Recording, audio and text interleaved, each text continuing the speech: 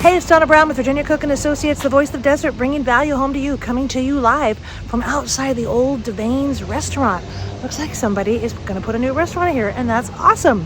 So I thought, what a great place to come to bring you the Minute Market Report for real estate in Indio. This is the December report based on November statistics. There are 424 homes on the market, 87 in escrow, and also 87 have closed in the last 30 days. Average price per square foot is $301. That's down 4.8% from this time last year, where the average stays in the market at 70, kind of long time.